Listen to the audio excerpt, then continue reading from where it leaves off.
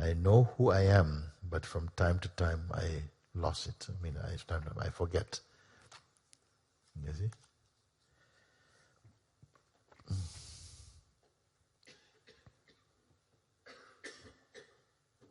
Yesterday I remember saying something. I think it was yesterday. I'm not good like that, no?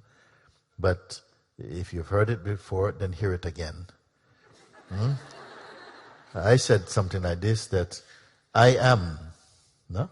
I am, before the idea that I could lose or forget myself, or that I needed to remember myself, was believed, learned or believed.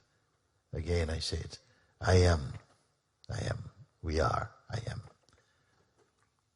Before the concept that I need to remember myself, or that I could forget myself, was believed. I am. So when you think, yeah, but I have to remember myself and so on, this is something we learned. We learned a lie. You are always yourself. When we develop an idea of that we are just our conditioning, or programming or something, or beliefs, or fantasies, then already something is not flowing in us. You see? Just like if you feel sick, you don't need a doctor to tell you, I think you're sick. You kind of know something is not sitting right.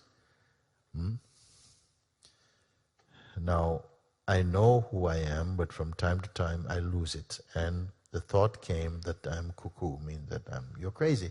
I'm crazy. Why? Because all I want is God and God's presence.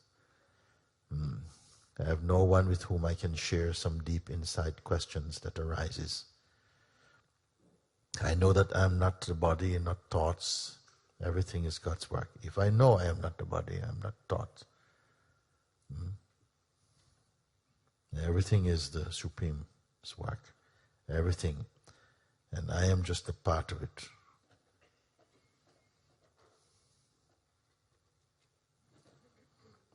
I didn't want anything, no thing, no relationships.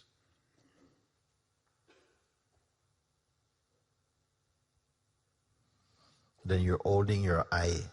You're holding an I. I did not want anything, no relation. I, you see, didn't want those things, but you still hold I. And this became separation. And that's why you say you feel that you are part of the big thing. Because you had proportion. You had an I. Then a part means I have a body. It's only a part of the great body. So these are the subtle concepts, and they are just, they're unavoidable in the beginning like that. But therein lies your feeling of separation, you see. That's how the sense of separation came, like that. And it is sustained like that. How to undo this thing? Yeah? First begin to understand. Aha, yes, I can see it now. Like this. Because you say, Andre, all I want is God and God's presence, you see. But if you are without I, you are God and God's presence. If there was not this feeling, if I didn't want any relationship, I don't want anything, and we feel good, I don't want this, but you still want I. And this I feels like separation. Because it goes back, I'm a person, I'm a body, I'm a good person, I don't want anything, but you have not lost I. This I is still personal. So when the sense I is living as a person, the best thing for it is to bring it just to the state of I am, which is the presence. So from person to presence. That is called spirituality. The consciousness which we are, in a way, it is always here. This is identified with the personal play. Believe that's what it is and suffers it. So the most effort in spirituality is to shift the consciousness from the person again into presence, where you still feel a sense I am, but it's not mixed with intention and identity and so on, it becomes the pure weakness. That's the first. When you come to the state or the stage of I am, and then the rest becomes totally natural and simple for you. You see, most effort is to get from the person. Almost everyone we speak in the world speak as and refer to themselves as and refer to you as person. That is the heaviest thing on this planet, is that we as consciousness are functioning only like person. I don't know if you see the mistake, you see. Out of all of this person come all this trouble. And yet, the person is only a role that is played in consciousness, by consciousness. And by talking about it like this, you see how subtle, how the subtleties happen, you see, like that. You are, the sense I am is not person, you see. Again, now I'm reading this letter again now. So we listen now with what I've said to you. And hear the same letter again, you see. Please help me. I know who I am, but from time to time I lose it. And thoughts come that I am cuckoo, I'm crazy. Because all I want is God and God's presence. And I have no one with whom I can share some deep inside questions that arises. I know that I am not the body, not thoughts. Everything is God's work, everything. And I am just a part of it. I didn't want anything, no things, no relationships. You see? Then why would there be any trouble for someone like this? I only want to be with the Supreme. I only want to be with God's and God's presence. I don't want objects, I don't want things and so on. You see? Why would there be trouble? You see? Please help me to find myself once and forever, you see. Because sometimes you feel, I find it, I lose it. I find it, lose it. What is the offending element? I. It doesn't seem like this I could be the thing. Does the I suffer from? That is the thing we're thinking. But nobody suspects this I is the thing itself, because it has registered itself as person. And the person is the factory for trouble. You see? Now how are we going to move from this? You will see automatically as understanding opens up, then misunderstanding is leaving also. I cannot say what I am because it's not an object.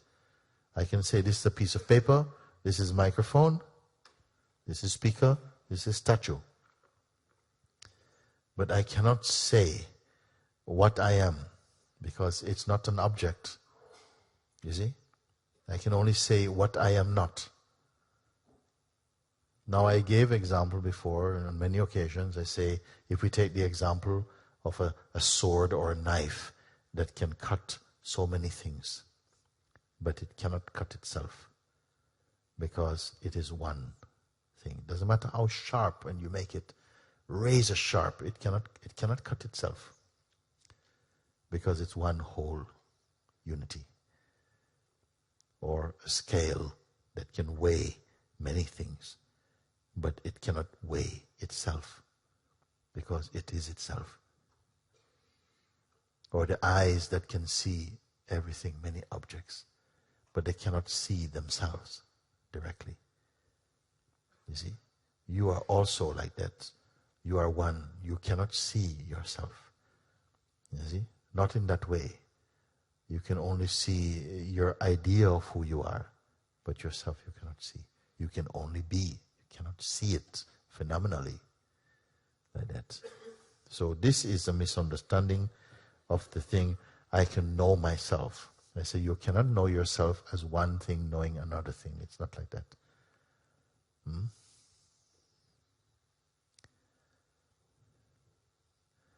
I gave example growing up in Jamaica, no?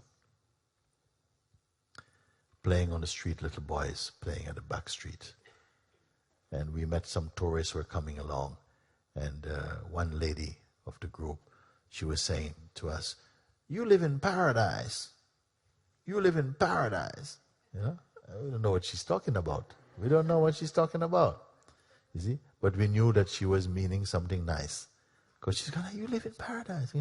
So, oh, thank you. But we don't know what they're talking. So only many years after, when I traveled around, and then after many years, going back to Jamaica now, as a teenager, no?